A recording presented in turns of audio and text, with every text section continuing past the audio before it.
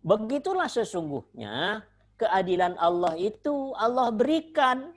Mau minta dunia, kasih dunia. Tapi nanti di akhirat nggak dapatkan apa-apa dia. Kalau dibandingkan dengan rasa nikmat bagi orang yang beriman dan bertakwa kepada Allah, tidak bisa dibandingkan. Masih jauh lebih tinggi nikmatnya orang yang beriman dan bertakwa kepada Allah.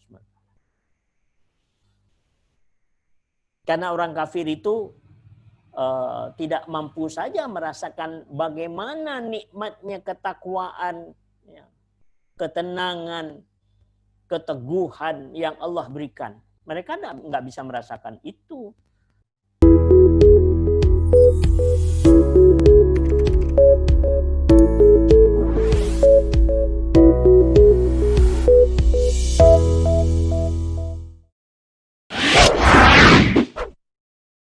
Ya gini Abah, tadi kan rumus ya, di dunia senang, di akhirat senang. Gitu. Lalu bagaimana dengan orang kafir, Bah, yang kelihatannya di dunia senang, bahkan dia sendiri juga bilang gini, waktu itu saya pernah ketemu orang juga dan dia itu non muslim ya, dia sempat bilang kayak gini, hidup di dunia itu apa ya, jangan dibuat susah lah gitu loh, dia bilang, terus enjoy aja gitu. Nah dia bilang kayak gitu, Bah. Nah bagaimana dengan pernyataan dia seperti itu gitu, Bah, mohon dijelaskan, Bah. Terima kasih. Ya. Ada satu apa namanya? Cucu Nabi, ya. Hasan bin Ali, ya, cucu Nabi, ya, Hasan radhiyallahu anhu. Satu ketika Hasan ini berpakaian rapi, nikis, sedang berjalan. Ya. Tadi berjalan di jalan umum. Kemudian Hasan ini bertemu dengan nenek tua. Nenek tua pakaiannya kumuh.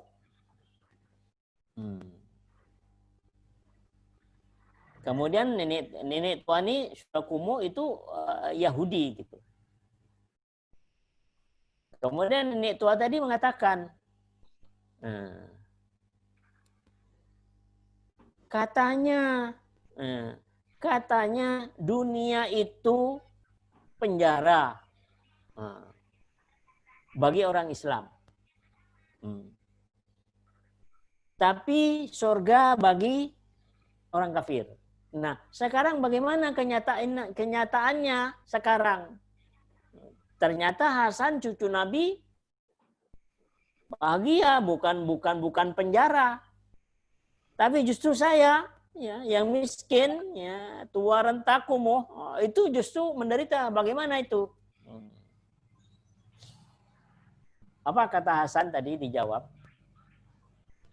Wahai nenek, kata Hasan tadi, kalau saja engkau mengetahui bagaimana itu nikmatnya surga yang akan diberikan kepada orang yang beriman dan bertakwa kepada Allah, niscaya dunia ini adalah penjara bagi orang Islam. Sebaliknya, kalau saja engkau tahu, wahai nenek, bagaimana itu siksa neraka jahanam yang begitu pedih luar biasa, dibandingkan dengan nenek hidup di dunia, maka surgalah dunia itu dibandingkan dengan akhirat yang masuk neraka tadi. Begitulah kata si Hasan tadi. Artinya apa? Kebahagiaan bagi orang yang beriman dan bertakwa kepada Allah Subhanahu wa taala tadi. Jadi di dunia senang, di akhirat senang. Berbeda dengan kesenangan orang kafir yang banyak hartanya di dunia, berbeda, kualitasnya berbeda, rasanya berbeda, tidak sama. Artinya kalau misalnya diukur rasa kenikmatannya, nggak bisa dibandingkan. Begitulah sesungguhnya keadilan Allah itu Allah berikan. Mau minta dunia, kasih dunia. Tapi nanti di akhirat nggak dapatkan apa-apa dia. Kalau dibandingkan dengan rasa nikmat bagi orang yang beriman dan bertakwa kepada Allah, tidak bisa dibandingkan. Masih jauh lebih tinggi nikmatnya orang yang beriman dan bertakwa kepada Allah. Karena orang kafir itu tidak mampu saja merasakan bagaimana nikmatnya ketakwaan, ya, ketenangan, keteguhan yang Allah berikan. Mereka nggak bisa merasakan itu.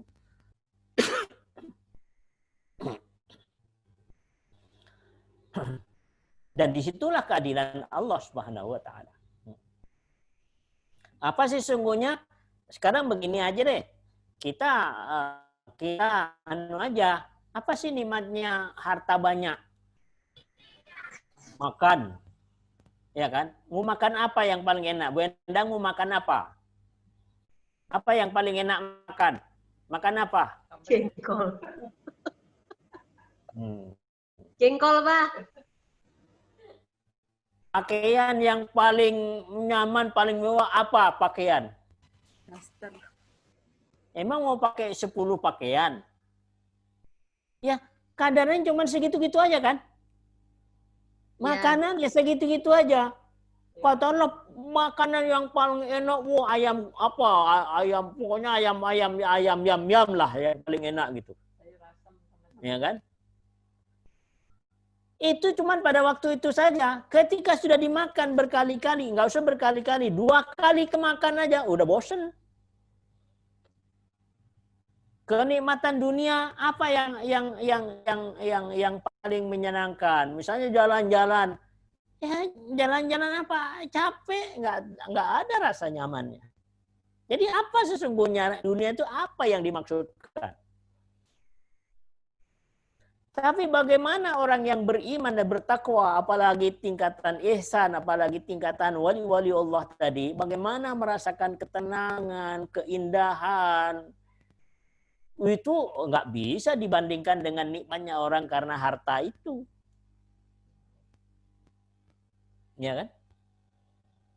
Coba tuh bagaimana? Nah ini ayat-ayat kauniyah ini. Bagaimana pernyataan seorang yang kaya raya sekaligus beliau itu adalah seorang teknolog Habibie. Kurang apa tuh? Dia orang pinter, teknolog, hartanya banyak. Apa dia kenyataannya? Ternyata nggak ada artinya apa-apa. Merasakan kesepian jiwa, kegersangan. Iya kan? Apa nikmatnya? Kurang apa Habibie? Iya kan? Kaya, pernah jadi presiden, kaya, wah, udah hartanya. Apa sih nikmatnya dunia itu?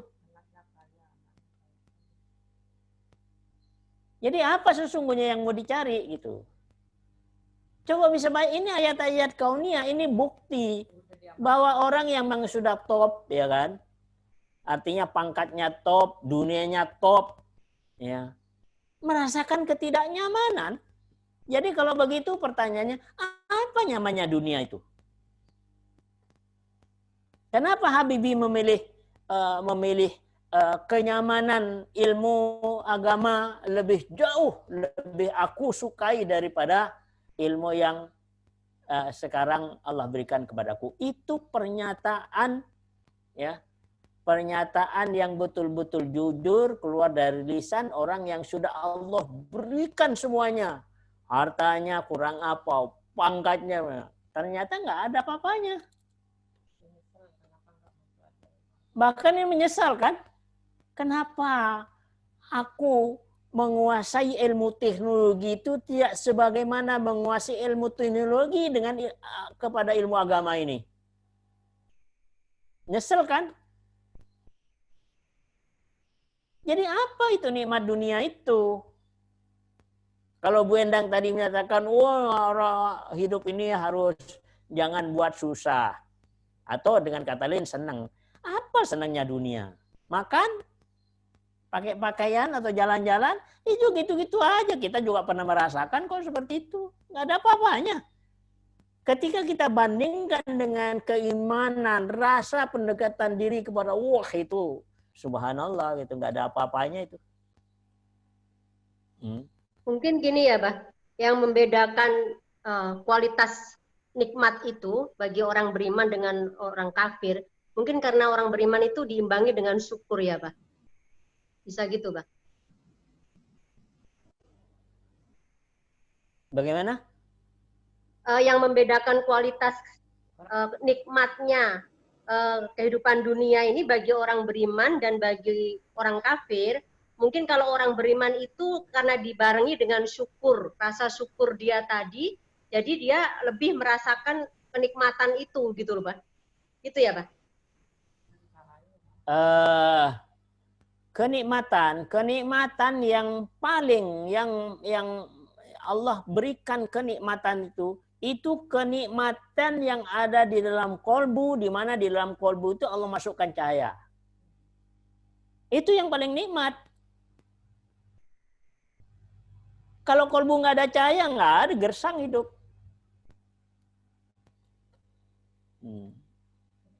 Jadi nikmat itu sesungguhnya adanya cahaya yang Allah masukkan dalam jiwa yang ada di dalam kolbu. Itu baru nikmat. Itu hakikat kenikmatan itu.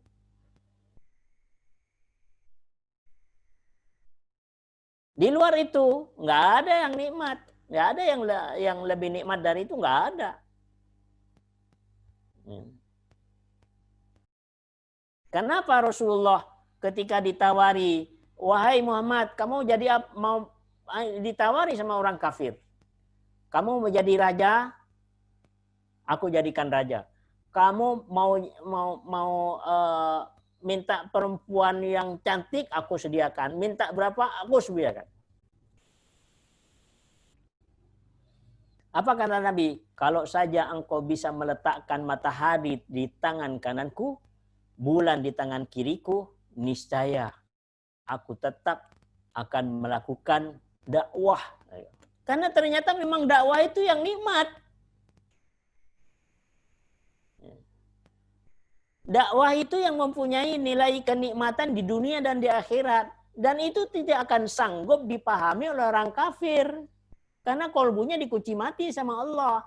Sementara kenikmatan itu adanya di dalam kolbu, di mana Allah masukkan cahaya ke dalam kolbu. Itulah hakikat kenikmatan itu. Dan itu tidak dipunyai oleh orang kafir. Jadi bagaimana mau merasakan kenikmatan? Nggak ada.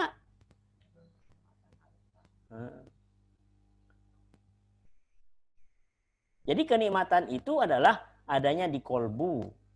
Ketika Allah masukkan cahaya ke dalam kolbu, maka itulah hakikat kenikmatan itu.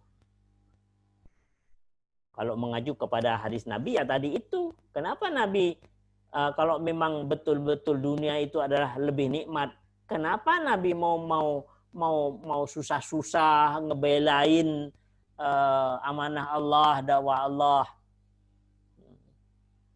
Karena ternyata kenikmatan itu adanya di dalam kolbu. Sampai Nabi mengatakan, ya Bilal, kumandangkanlah azan. Aku mau sholat.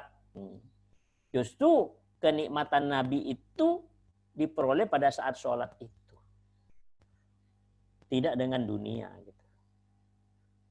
Cuma memang itu kan susah dipahami oleh orang kafir. Apalagi orang-orang yang memang hawa nafsunya itu orientasi kepada dunia. Iya, Bang. Tidak mungkin bisa dipahami itu. Karena itu sesungguhnya perbedaan antara pikiran dan kolbu.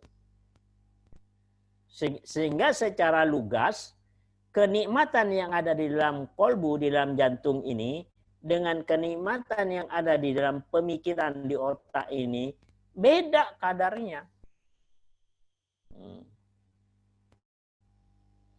Dan tidak akan mungkin bisa dirasakan orang kafir itu karena kolbunya sudah dikunci mati oleh Allah Subhanahu wa taala.